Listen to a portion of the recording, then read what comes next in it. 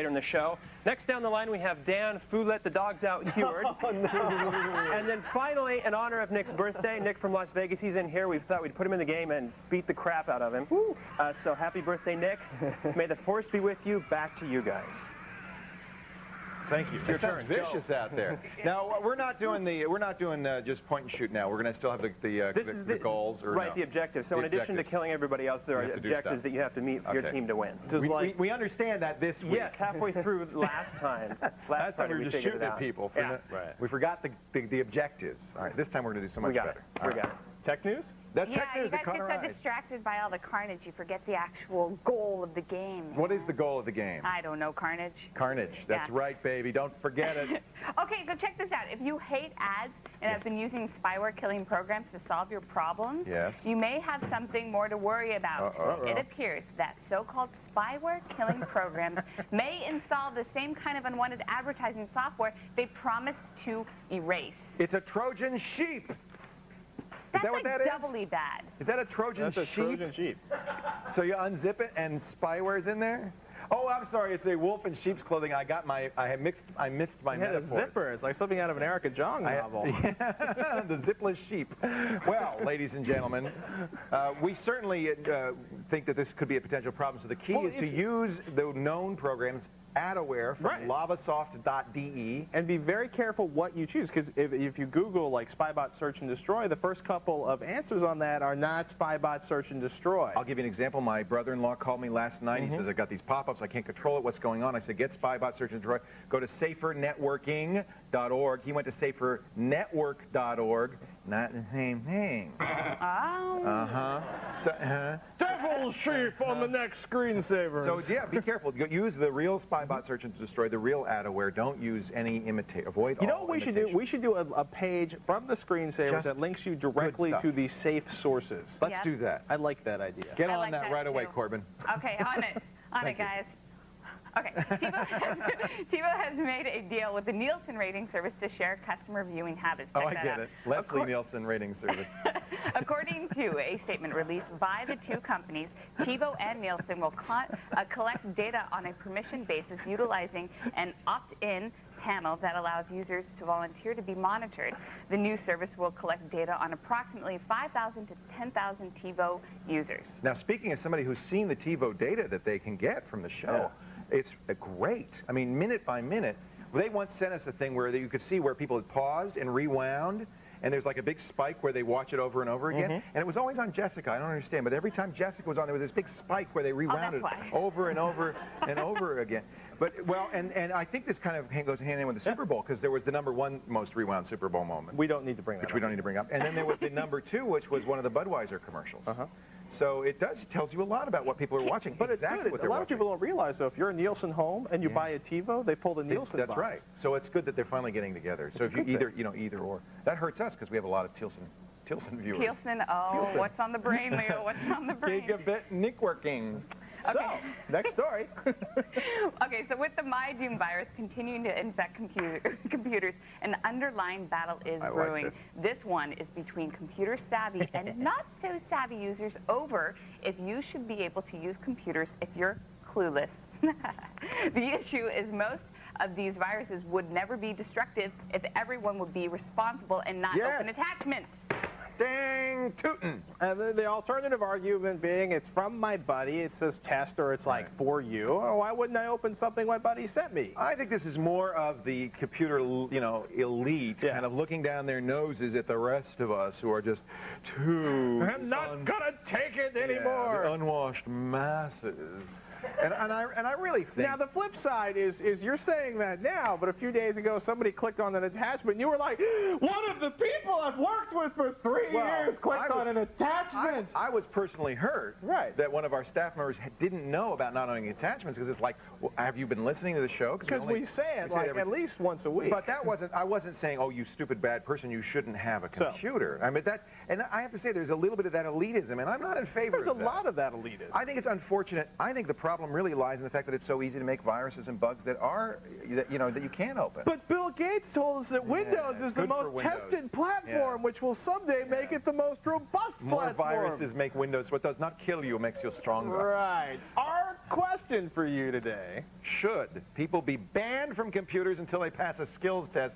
Yes, no, or how do I vote in this poll? Go to thescreensavers.com and don't forget to post your opinions in the talkback section. I actually wanted a simpler version of it, which was just, are some people just too dumb to own a computer? Speaking of, we know those people. There's a famous, I'm sure, apocryphal tech support story where the guy's talking to the woman, and she says, I can't, would you put this down in the cup holder? Yeah, exactly. No, this one's another one. My monitor's out. And he says, oh, and they go through the whole thing. Was it plugged in? Well, she says, is the computer working? Is it plugged in? Well, I can't see because we just had a blackout, so there's no power here. Mm-hmm. And so the tech support guy says, okay, do you have the box the computer came in? She says, yeah. He says, okay, put the computer in the box and ship it back to us. You're too stupid to have one. So part of what we're saying here is a lot of bitter people doing a lot of tech support for a lot of years. I feel bad for anybody who got the virus. Don't open attachments, but it's not. I mean, look, it's too easy to get a virus. It's not your fault. And it even impacts people who don't use Windows. Well, we all suffer. We like can't get to the SCO website. I can't, yeah. Yeah, right. Like I don't want to. Let's go to Seaside. Thank you, Jessica. Thank you, JC. So welcome, boy. Eddie joins us on the phone. From Seaside, the beautiful Seaside of California. Hello, Edward. Yes. Yes. Is this Leo? This would be Leo? That's it. Leo. Patrick, how are you? To your left, Mr. Norton. Hello, how are you? Arigato. Whatever that means. Patrick, I just want to say thank you very much. I was on your show about 3 weeks ago, and you helped me with going backwards in my correction on my contrast and brightness. Cool.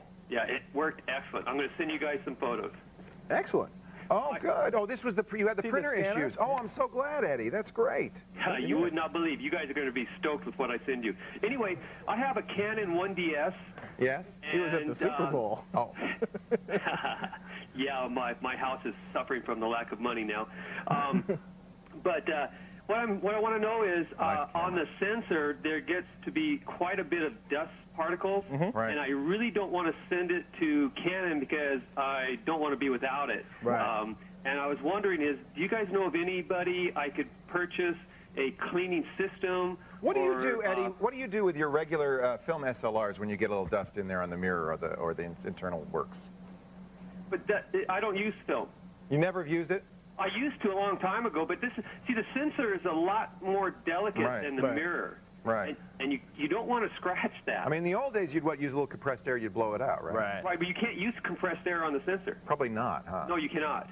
One of the things that actually Yoshi was telling us about is Kinatronics is a company that makes anti-static cleaners. I mean, you want to see if Canon has any directions on it. And I'm sure Canon's directions are send it back to us and for instant, price here, right? Yeah. But double check. Look, call up Canon to see whether they have directions. To see if whether or not there's a user group that's built online around your camera, right? So you have a particular camera, if it has the same issues, people will often band together, find out the answers, and share them amongst themselves. You just got to find out who those people are. The other thing to do is check out Kinatronics or one of the other companies that's basically doing something that's designed to clean the CCD.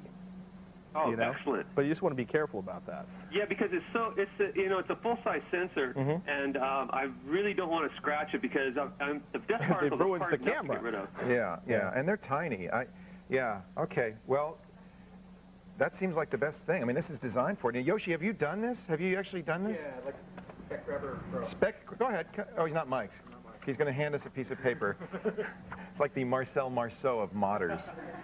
He says, the Spec Grabber Pro, is that from the same people? From Kinatronics. From Kinatronics. Whoops. And that's, I get it, Spec, for grabbing little specks of, have you used that, Yoshi? Just nod yes or no. He has. He's used it. And does it work? Yes, it does. It works. So there you go. I mean, and Yoshi uses some pretty high-end cameras.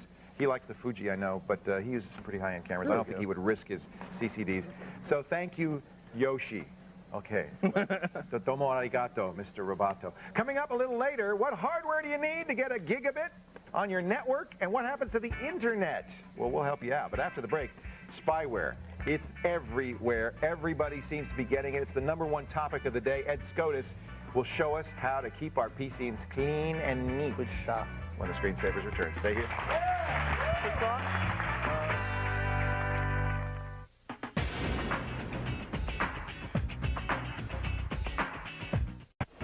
case is closed. People began to recognize that this might indeed be the missing link. No stone left unturned. When I walk into one of these caves, it absolutely gives me chills. TechTV's Secret, Strange, and True explores the science and technology that's solving the world's mysteries. This fossil was what everybody had been looking for. And showing us the truth that's stranger than fiction. Watch Secret, Strange, and True tonight at 9, 8 Central, only on TechTV.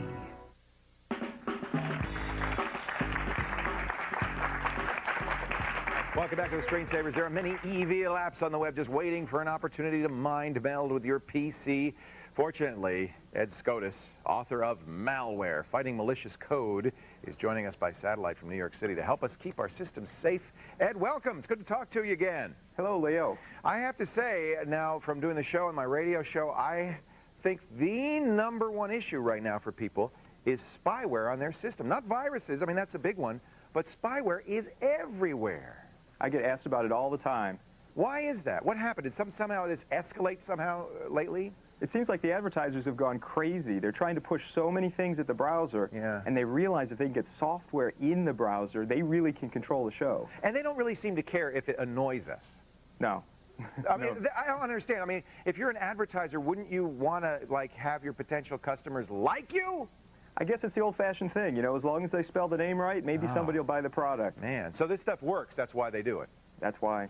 Well, that is kind of a shame. There is a company that does a program called Gator that doesn't want to even be called spyware. In fact, they've taken people to court saying, we're not spyware. What do you call Gator? Well, it does watch what you do. It gathers your first name, your zip code. I mean, how many people are there with the name of Leo in your zip code? Yeah. It also gathers information about your computer, what websites you visit. They could target you, even though they don't have your last name. Yeah, I don't know what else you'd call it. They say, well, we're not sneaking onto people's systems because when you download Gator and you're using the Gator wallet functionality, we explicitly tell you what we're going to gather. You click yes on that agreement, you're agreeing to it. But if you looked at the agreement, it's 10 pages long. Oh. There's no way to read it. It's written by lawyers, for lawyers. Right. It's incredible. So let's talk about some other kinds of spyware. Some particularly nasty stuff takes over your browser with a toolbar or search engine. That seems to be the latest thing, right? Sure. It gives you something that you might think you need, like a nifty little search bar, but then it watches where you go, and it can even insert additional ads or even links on your searches at other sites to direct you to where they want you to go. Very frustrating. Can it change your home page? Changes your search results, so if you had Google before, you suddenly are using their cruddy search engine. That's right. It can even turn off functionality in your browser so that you can't figure out it's there or even uninstall it. It'll gray out buttons. That's the question we get a lot is, I can't uninstall this thing. You know, it's locked down, its installation. I mean, it's so, not only is it annoying and awful, but they're acting as if even if you wanted to get rid of us, we're not going to let you. It's not really your computer. We've taken over. Some people call it a browser hijack because it does take over your browser. Is there legitimate adware? I suppose so. I mean, advertising isn't against the law. Right. But at the same time, this really aggressive stuff where they insert themselves without really telling the user what they're up to or disguising it in language that the user can't understand, that seems unfair. It's very annoying. Is there how serious is the privacy concern, Ed? I think it's pretty significant. I don't want people seeing where I'm browsing, even though I pretty much go to typical normal sites, but still. It's none of their business. Right. And do we have evidence that they're using this stuff, targeting us specifically? They say always, oh, we're just aggregating data on a large number of people. We're never going after you individually. Well, they say they're aggregating data, but they also say that they will present to you specific ads based on the websites you surf to and how much time you spend there. So, yes, they're just aggregating data, but they're still customizing your browsing experience without your okay. So what are the most common avenues for infection from these things? The most common avenue is you surf to a site, it presents your browser with an applet or an ActiveX control that wants to install itself. If you click yes, that person owns your browser. It'll say something like, Comet Cursor wants to install itself. Would you like to go ahead and do so? And then you have that traditional yes, no. I guess people just go, I'm in a hurry. Just, come on, yes, yes, yes, yes. Absolutely. So don't do that. Say no. Just say no. That's the way to go. All right. What do you recommend for people besides saying no once they get infected? My brother-in-law called me last night. I told him, download Spybot. If that doesn't work, there's a tool for remove that CWS search, which is one of the cool web search, is one of the most nefarious is the one I think he had. What do you recommend people use? Well, one tool that I like a lot, it's free for personal use. It's called AdAware. Yeah. Ad-aware. And you have to be real careful with that name. Make sure you use ad-aware. Yeah, get it from lavasoft.de. Don't get the imitators. We have it right here. Right. Actually, lavasoftusa.com is the local one. Yep. Do you like Spybot? Do you have any issues with it, or? No, Spybot's pretty cool. I prefer AdAware just because the user interface is a little bit cleaner and easier for a non-technical user. Do they do the same thing, or is it okay to have both? It's fine to have both. They do pretty much the same thing. There's a lot of overlap in functionality. Right. I have Bonzi Buddy, which is, I don't know if this is spyware, but it's about the most annoying product ever. This is the gorilla that talks to you. I have it on my machine here. We actually sacrificed the machine to put this ape on here. This is hard to get rid of. It does change your system and everything. So we've downloaded AdAware, and by running it, I've found all of these. There's some data miner. What's a data miner, it says? That's something that aggregates the data and then changes your browsing experience based on it. So there's a lot of stuff. Now, most of these are cookies. Should I worry about these cookies? Well, those cookies can be used to figure out where you've gone and to track you between advertisers if you go to different websites. So yeah, some of those cookies are not really kosher, and it's not a bad idea to delete those. Non-kosher cookies. It's no macaroon. However, on the other hand, the things you really should worry about are the programs, you know, like this Weathercast and the IBIS toolbar and stuff like that. Those are the ones that are potentially going to really be problematic, right? The processes one are a big issue. Yeah. The files one are one to watch out for. And the registry keys, those are changings to the settings of your computer. So those are all big deals. That's what they use to block you from doing it. So I'm gonna select all of these here, and I'm gonna remove them all. Now you have two options. You've got quarantine and you've got remove. Yeah. The quarantine there will just stop your machine from accessing those items. So that if they break anything, well, you could always unquarantine them later. So that's what you recommend? Yeah, you can quarantine them for first, make sure that your browser still works. It's a good idea to reboot your system, make sure everything works still, and then you can go and delete them. All right, I'm going to quarantine those items. We're going to get them out of there. Let's take a look at your top 5 tips for protecting yourself from this malware. Number 1, use an antivirus. Absolutely. Don't just say you're going to use it. I talk to a lot of people. Of course, everybody says they do it, and so often I see that they just don't have it installed. But it's the easiest way to deal with this. Install and keep it up to date and run it once in a while. Absolutely. You recommend a firewall?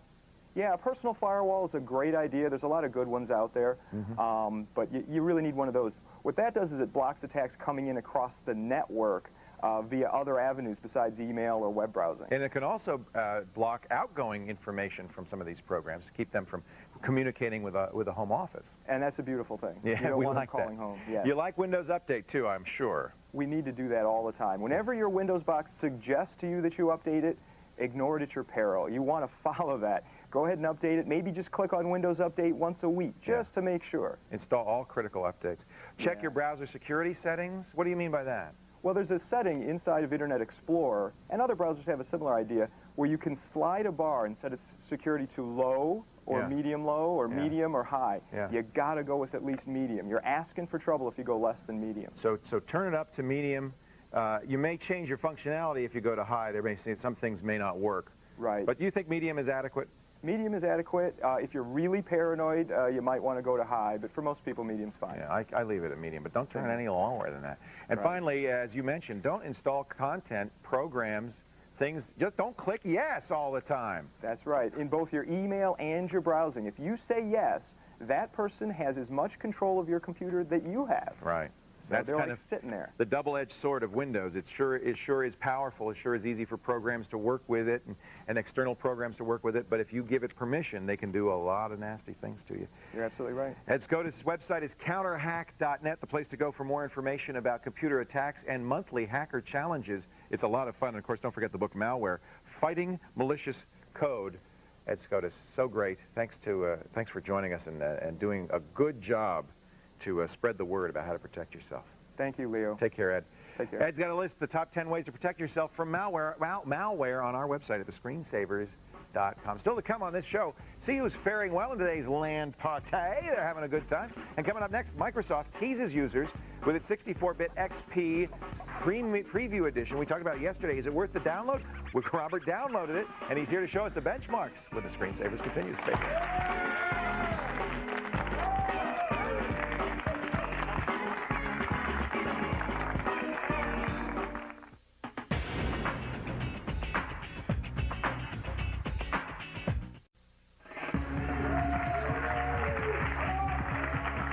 happy people in the audience. Yesterday, Microsoft released what may be the great I'm speaking, kids. Give me a second.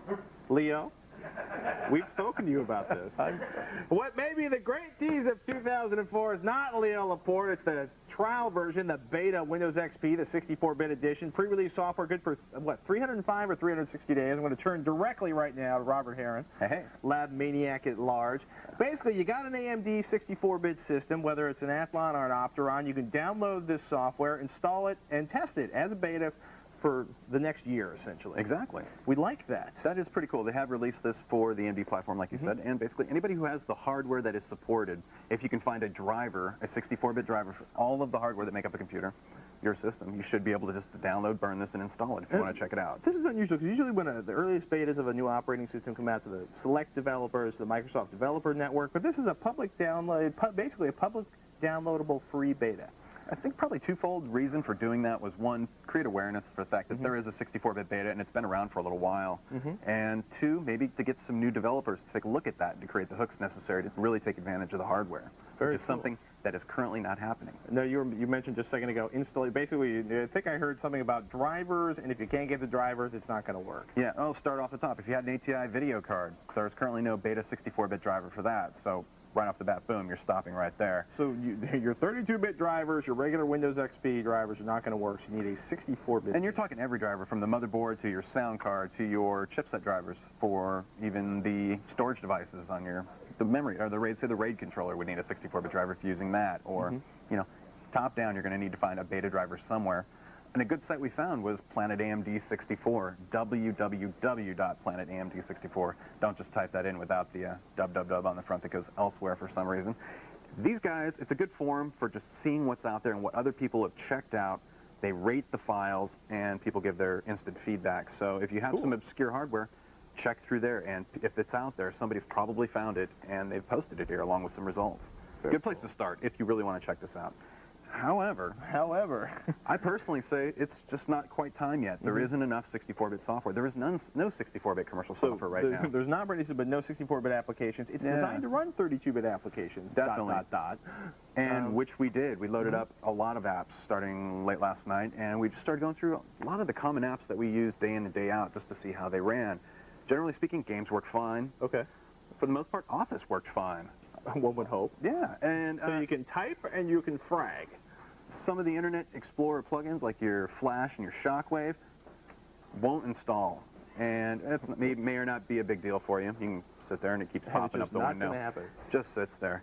So it's kind of interesting hit or miss for a lot of applications. Music Match just absolutely didn't like it. We have it installed, actually. Every time you try to run it, it wants to reboot the system. It's just not going to happen. But in terms of just being able to throw it on there and do it, it worked pretty well. Right. But again, if this is your primary system... Yeah. And unless they're 64-bit applications that are written to take advantage of the hardware, why would you want to really dive into this right now with such little support or such little benefit? So it's going to be a while before we even get to the point where we want to start running benchmarks on this. Exactly. We have synthetic benchmarks that will be coming in shortly, and we will be able to take a look and compare 32 and 64-bit performance, but we'd rather use a regular application that people are familiar with. We can give them a number that they can relate to, rather than a score related to another score and things like that. We're hoping for the killer application really soon, especially with the OS being out now. We're hoping we'll see something like a video encoder or a video game even. Those are two areas where 64-bit computing can really make a difference. Robert and Lawson went through some pain last night setting this up for you. We got a great article, all of our results, all the programs that worked, all the programs that didn't, we've tested so far, up on the screensavers.com. Thank you, Robert. You're welcome. Good stuff. Ladies and gentlemen, Jessica is now going to give you a quick and helpful tip. Very helpful. So we all know that CNET, Slashdot, NeoWin, these are all great sites to get your daily news. But I have another all-encompassing news site that you're gonna love. Go to techzones.com for the latest hardware, software, and gamer news. They've also got great forums and a comprehensive archive of all their news. Now, don't go anywhere. Leo is going to fill you in on what hardware you may or may not need to speed up your network to lightning speed. And up next, we'll check in with our gamers and see who's winning in the LAN party. We'll be right back.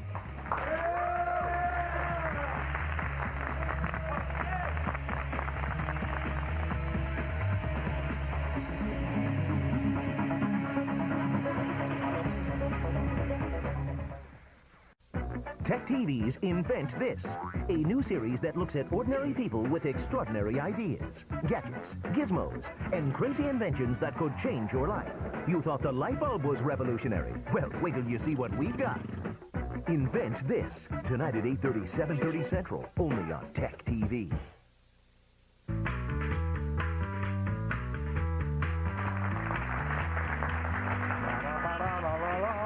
Welcome back to Screensavers. I'm Leo Laporte. And I'm Patrick Norton. Coming up in this half hour, speed up your network through Gigabit. Leo's going to make strange noises and tell you all about it. It's going to be fun. Plus, our next caller, Scott. Keep unwanted people off of his computer. I want to keep unwanted people off my computer. That's kind of what we're talking about. The last time you use an Excel spreadsheet when I'm not around.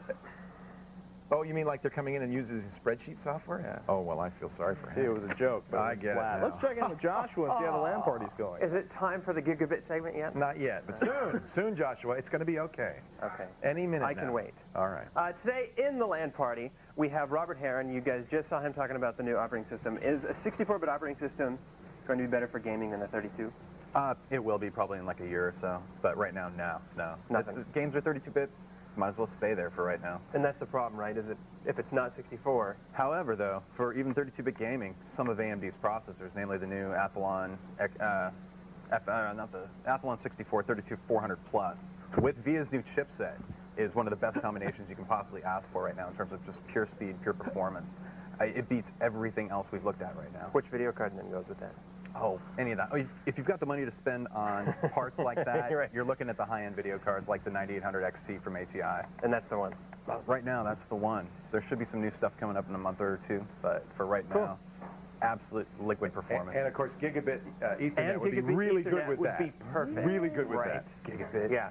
You just like saying Gigabit. Next down the line, we have Dan Fu, Let the Dogs Out, Heward. That's a good one. Dan, real quick, tell us about the server setup on this. Was it difficult to do? Well, there's no front end. It's mostly command line stuff. But what they do have, they have a web administration page, which is great. So it is sort of like a front end. So when you set the server up, it just creates an IP address that you jump to, the local IP address? Yeah, exactly. And you can set all your mutators and everything. Oh, cool. It's all graphical, it's really easy, actually. Cool. Well, everybody get in there and attack us all. We have Nick, of course, from Las Vegas. He'll be in 14th there. birthday today. That's right, new birthday today. Yep. Just added on the end down here is Nathan, so he's in there tough. too. He is. He's really good. tough. He sat down and he said, I'm going to kill you all. So may the force be with you once again for the last time. Leo Patrick, back to you. I'm going to kill you all. I'm going to kill you. Stay where you are. Michael's looking for cell phone repair tips. Patrick is the master. I mean, only person I've ever met who's replaced a cell phone screen. And after the break, that's him. Find out how to upgrade your slow 100 megabit network to a screaming 1,000 megabits of power. It's Gigabit Networking when the Screensavers continue.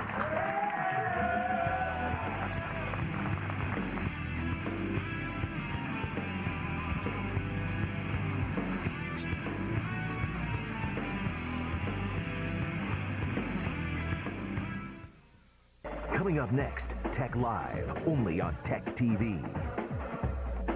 No case is closed. People began to recognize that this might indeed be the missing link. No stone left unturned. When I walk into one of these caves, it absolutely gives me chills. TechTV's Secret, Strange, and True explores the science and technology that's solving the world's mysteries. This fossil was what everybody had been looking for. And showing us the truth that's stranger than fiction. Watch Secret, Strange, and True tonight at 9, 8 Central, only on TechTV.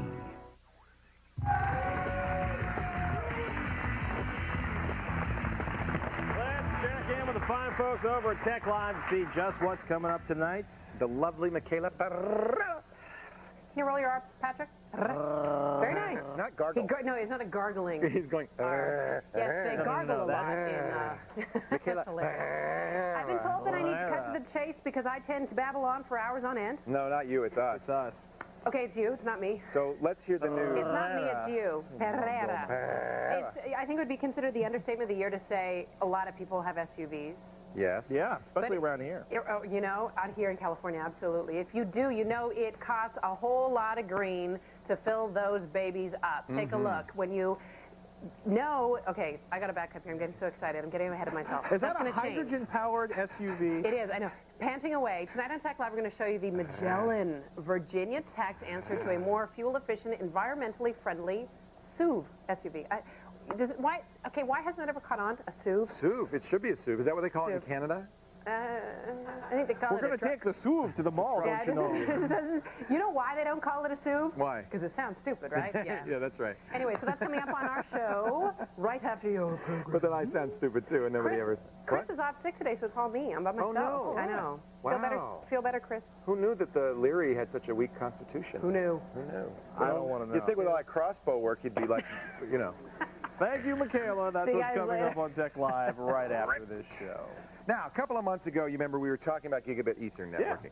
There's 10 base T, which is 10 million. It's your standard everyday ordinary 10 million bits per second. And that's, you know, pretty fast. I mean, it's certainly faster than your internet. It's the way most people connect. Right. Lately, you've been seeing machines hardware with 100 megabit Ethernet. Right. And that's actually great if you're going to ship files across the network. It certainly is a lot faster. Easier. Even Bob Metcalf, the guy who created Ethernet, really didn't anticipate that we'd get higher speeds than that. He thought that the collisions in the network would just make it impossible to go faster. Okay. But in fact, we have 1,000 megabit, which is or gigabit, same as a gigabit, and they're even working on 10 gigabit Ethernet down the road. Okay, that's take amazing. A step back, right? You mentioned collisions, right? Ethernet goes out, it basically fires out packets to every the whole network. The nodes. Right. That's why they worry about, you know, and you got a lot of people moving information around. You end up with thousands of collisions, which means information has to be reset. It's not, the collisions don't really end up being a big problem unless you have a lot of nodes on the unit. And in a simple network like this, where we only have a couple of nodes, it's not a big problem. Your house isn't going to have a problem. No. And it is nice to have the speed, although I don't know really who needs gigabit. Except maybe Joshua Brentano, because he's going to replay. Do you know who uses stuff like this? Who? If you edit video files, exactly. If you edit if you move a lot of huge video files around, then it's nice. It would seem obvious. And since many motherboards like my Asus P4PE come with gigabit on the motherboard, many now, and the Mac G5, many machines come with gigabit. So maybe you want to take advantage of all that speed. So we set up a gigabit Ethernet the other day, and we showed you how much faster it is. It really is a lot faster, not 10 times, not a You can whip those MP3s from one machine to another. Boom. The problem is the internet. Right. Because your cable modem or your DSL modem, any broadband connection you have is going to be 10 base T. Go like this. That's your internet pipe. It's tiny. This is gigabit. Big. Lot of empty, unused space in there. The real problem is that if you put gigabit networking cards on a network with one of these little tiny things anywhere on the network, everything slows down to this speed. That's bad. It becomes a bottleneck. So how do you integrate, and we really didn't address this, how do you integrate your 10 base T broadband router into your gigabit network? I bet you use a switch. A switch is the key. Now, you could say, well, maybe I can go buy a gigabit router, you know, but right now they're very, very expensive. And look how cheap, 50 bucks for a standard 10 base T broadband router. So we're going to hook this up to our cable modem or a DSL modem, and then follow this wire, because this is going into the thing that makes the difference. This is a gigabit switch. A switch divides your network into segments. The segments can be different speeds, different protocols. They can be completely different. The switch routes stuff through the network. In fact, it's used very commonly in large networks to eliminate those packet collisions we were talking about. Well, it also has the advantage of taking a 10 base T network and putting it on a gigabit network without slowing down the gigabit network. Cool. The good news is we looked around and we found that these switches are not that expensive. This is $130 for a 4-port gigabit switch. It's 5, they say 5, but one of the ports is the WAN port, so obviously that doesn't count. And this is now connected to our machine, which has a gigabit Ethernet card in it, just like this. So we can now, if there were other machines on here, we could talk to them all via gigabit, and yet we could still get online, talk to the internet. Here we are talking to our router, at speeds that the router can understand. So we are, in effect, combining the two networks by using a switch. And then I would add, if I wanted to add additional machines to the segment, I could add additional gigabit hubs. You could. Each individual segment. Absolutely. You don't even need to actually, if you know, we want more than 4, yes, you'd have to use a hub. But here you can get up to 4 gigabit machines on here, and they'll coexist very nice. Actually, that's the wrong one. We'll put it around here. One other issue, of course, is that you have to use 4-pair cable, which is either Cat 6 or Cat 5 enhanced, Cat 5e cable. It's thicker. It's because it's instead of 4 wires, it's 8 wires. It's 4 twisted pair, and that's because at the higher speed, interference becomes an issue. So that you do want to use better cable. The other thing that's nice, by the way, about gigabit we didn't mention is it's auto sensing, which means you don't have to worry about crossover cables anymore. Awesome. So if you're connecting 2 gigabit machines, you can use a standard Cat 6 or Cat 5e cable, and it'll automatically turn it into a crossover cable. And just a few months ago, you said there was no reason to ever pull cable in the house again. I know. Well, there isn't really. I mean, this is faster than wireless will ever be. If you're Joshua Brentano and you've got your replay in one room and your TV in the other. Or if you're anticipating downloading movies off the internet in a couple of years. Well, they got to get gigabit. A pop. They got to get gigabit internet, I guess. But well, someday. Yeah, someday. We can dream and look forward. For links to the hardware you need, they're in the show notes at thescreensavers.com. We have a number of different switches and adapters to talk about in the special cable that you need as well. So it's doable. We left out the notion, though, of how to get on the internet with this. The key is a gigabit switch that'll bridge between the network and your gigabit subnet. They're like Legos. They are. You know what's interesting, though? I guess this is doing so much work, it's got a fan in it, and it's a rather noisy fan. I don't know if you can hear that. Here, I'll just cover up the holes. It's got to do a lot more thinking, so, I mean, because there's a lot more data going through. Cool. Now, here's Jessica with a tip for you. Here's another one coming at you. The RIAA is still coming after song swappers on the major peer-to-peer sites. For a look at who they've caught, which ISPs are in trouble, and the complete wall of fame or shame, go to the show notes at thescreensavers.com. Now, coming up after the break, find out if Scott can keep unwanted eyes out of his files after these messages.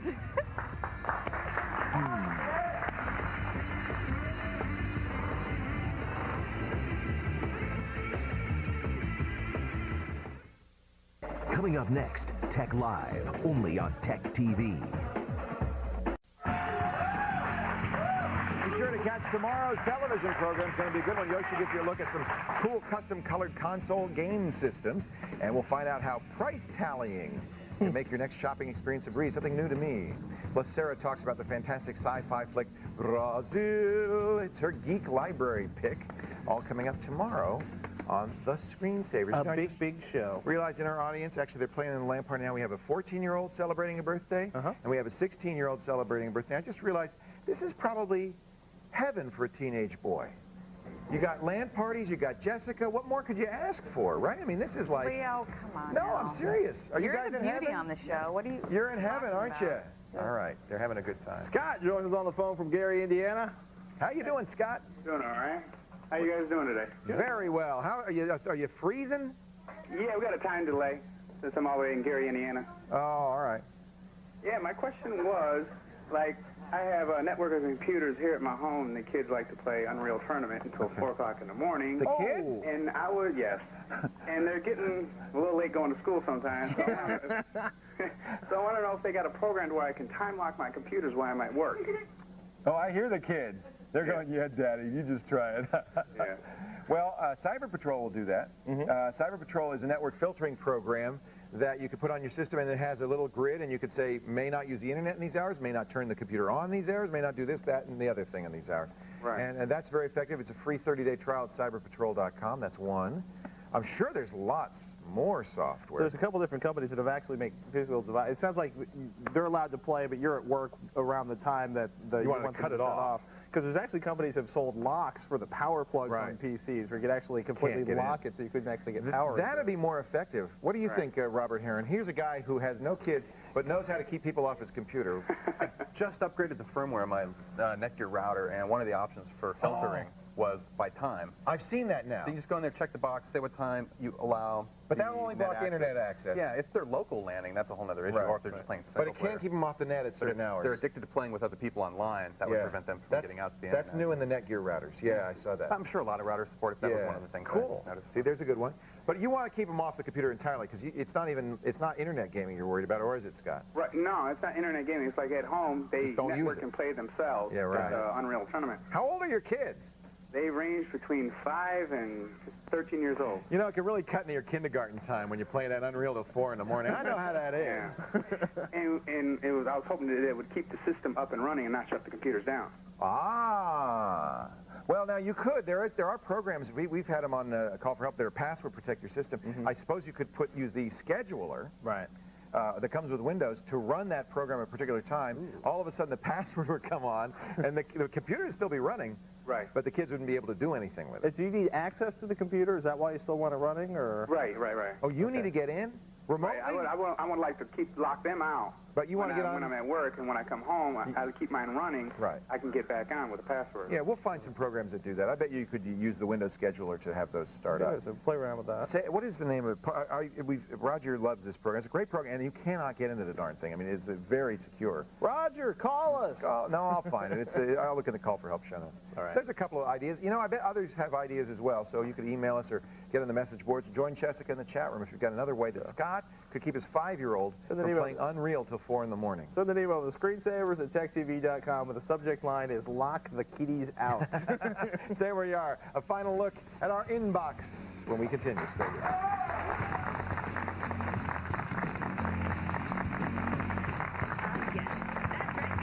Show in person. If you're going to be in the San Francisco Bay Area and you would like to join the Screensavers live on the set, go to techtv.com/ticketline for information and to request tickets. Go there so we can see you here. Weapons, sex, intrigue, and that's just the first 5 minutes. Tech TV's explosive Friday nights. Learn tricks of the spy trade on Spy School. Then get up close and personal with military weaponry, future fighting machines, and controversies and cover-ups. Uncover the truth on conspiracies. 3 hot shows, 1 cool network. Explosive Friday nights. Starting Friday night at 8:30, 7:30 Central, only on Tech TV. Tech TV's Invent This, a new series that looks at ordinary people with extraordinary ideas, gadgets, gizmos, and crazy inventions that could change your life. You thought the light bulb was revolutionary? Well, wait till you see what we've got. Invent This, tonight at 8:30, 7:30 Central, only on Tech TV. Hey, let's see what the Screensavers team is doing in UT2K3 so far. Yoshiro, is that Yoshi? No. Somebody else. Joshua's in there, though. You're doing okay. That's a legitimate score, yeah. Joshua, you're number 2 ranking. Yeah, number 2. That's good. That's what happens when you run the servers. No, Joshua's good. Joshua's good at this. Not only is he good at this kind of game, but he has a real affinity for the Star Wars environment. Oh, yes. Yeah. But no life. No life. Hey. Hey. How you doing? No. How you doing? Who let the foo out? Who let the dogs out? Is that what we call them? No. Yes, we do. Who let the dogs out? No. We do. So that's fun. Thank you for joining us in the land party. We're going to do. What are we going to do next week? The new Desert Combat mod, the Desert 0.6. Okay. New helicopters, new version. tanks. Yeah, it'll be good. It's fun. I love our land party. I wish more people could play. Don't you wish, Jesse, more people could play? More than anything. More than anything. I just wish my face wouldn't hurt so bad right now. I feel like I got hit in the face with a bat, man. Okay, root canal. Okay. Brush your teeth, root kids. canal. Brush Yes. your teeth. You're too young to have a root canal. I can't believe at your age you're having dental work like that. That's for people like me. All right. Talk to my dental Floss, baby. people. Okay, so being a non-geek in a business, I must use attachments to send info to other companies. No, you mustn't. Is there any other way? Facts. Well, no, if you have to send attachments, you have to send attachments. The way to do it is to make sure you scan them. You call the people, you say, I'm going to send you an attachment, and they have the discipline not to open the attachment until they talk to you and say, what is your message going to look like? You know, it's like when you get an attachment and you know it's something good, like a picture. Don't it's like open it. looking at the Christmas present and just going, Don't open it. It is not the Budweiser frogs. It's something else. No fun. No fun. Okay.